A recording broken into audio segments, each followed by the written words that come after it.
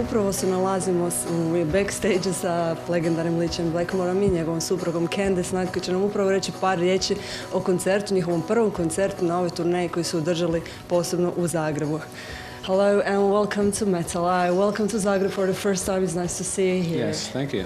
I think I was here in 1976, actually. But I think you were called Yugoslavia. Yeah, that's right. We won't talk about that. Yeah. I was actually Sorry, I mentioned 5 then, so I wasn't here with you. Candy was 5. I was too little to come here with you that's that right. time, yeah. That's right. But I'm older now, so. Yeah. But what an amazing audience, my goodness, for the first time. I wanted to ask you about that. This is your first gig on this tour. Yes. Like, what are your impressions about it? Go ahead. I was amazed. It was just an incredible night. I think we played, what was it, over 2 hours? About 3 hours. Almost 3 hours. And we didn't want to stop because the audience was just so amazing. They were dancing on their feet, and then they were quiet at the quiet times, and they were rocking at the rock times, and we were just really just impressed, and we can't wait to come back already. Again. Usually in this hall, they never stand up. So, Really? Yeah, Really? it's kind of amazing to see good. this. It's the first time for me to see people standing up here. Oh, that's good to know about, because we usually don't find out about that stuff until way after. So it's nice to hear that. It is nice to hear. But Looks like they had fun. They've had a good time. I noticed there are lots of metalheads on your gigs. How do you comment on that?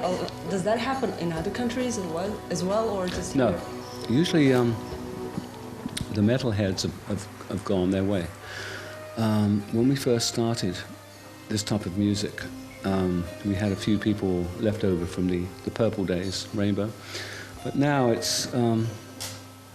we tend to attract the grandfathers, and it's interesting because our audience is between 10 and 12, and something like 30 to 90.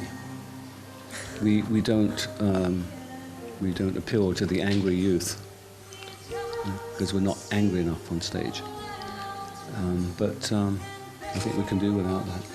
It's an interesting demographic, though, because did you see the little children out there too?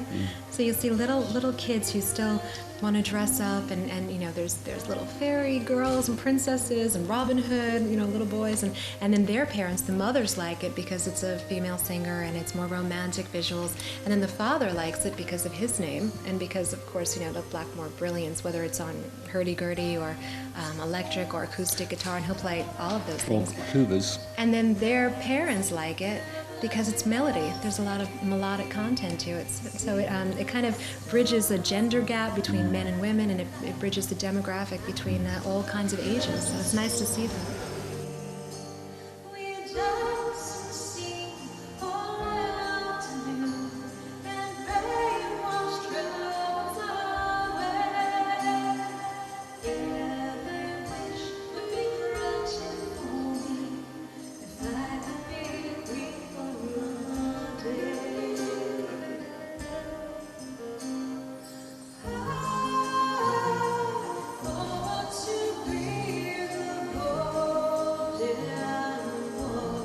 How did you get in this Renaissance music in the first place? When did you discover it? What was your first touch with it? Do you know Yoko Ono? Right. She said to me, "You have to play Renaissance music." Really? I said, "But I don't want to." She said, "Hey, I split up the Beatles. I'm going to split up Deep Purple." No, basically, 1972, I used to follow that type of music. David Monroe and the early music consort of London. And the fact that he would play with all these organic instruments, the hurdy-gurdys, the crumhorns, all the instruments that really you have here in Croatia. You know. And they're from the Balkans, a lot of those instruments. So that's why we wanted to play here, because trying to bring back the music to the place where it really came from. And it's interesting connecting the two, putting rock and roll with Renaissance music. Renaissance dance music came around in the 1500s, and it's very similar to rock and roll in the way that they play musically in parallel fourths. Now that's a harmonic structure. For instance, if you have Smoke on the Water, bum bum bum bum bum bum, that's played in fourths. Now the same harmonic structure applies to shawms, crumhorns, cornemuses and hurdy-gurdys and all those instruments that came from the 1500s. So it's a wonderful thing to be able to connect with these organic nature things. We're very into nature. We wander a lot in the woods and we talk to trees, especially if I've been drinking. And drinking is kind of important to the whole issue. But the harmonic structure of 1500s music and today's rock and roll is very similar. It's very connected.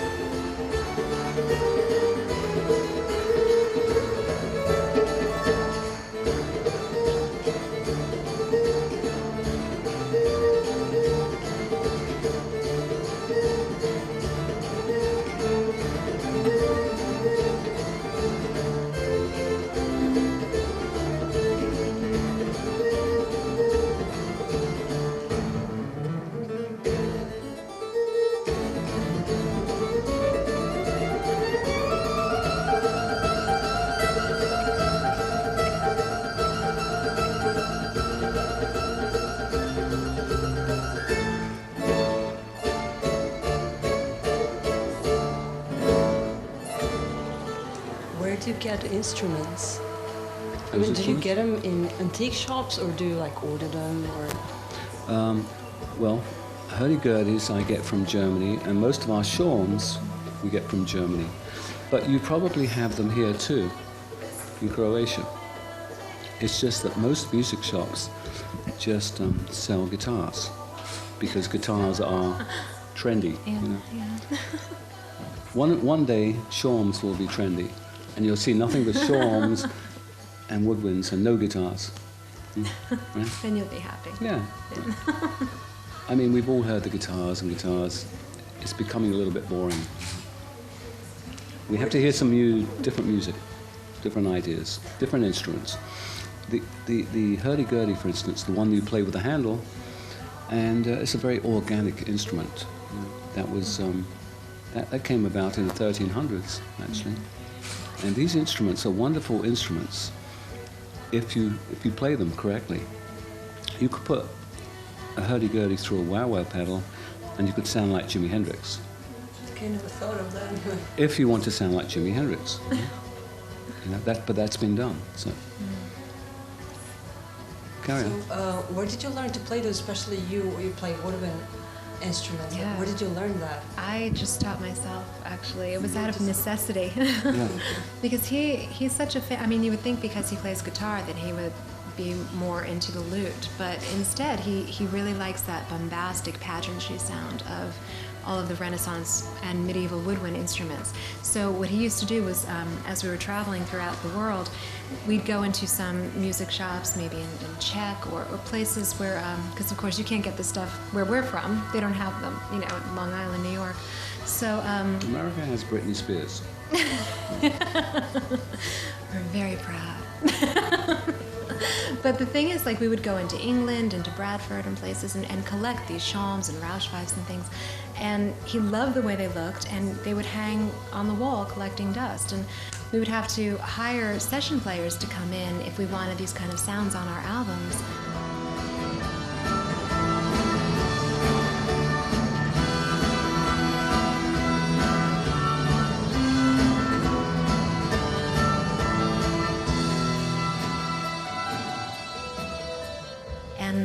After a while, I said, it's such a shame that these instruments are born to be played and they look like art now. So I started taking them down and teaching myself and just learning how to play them.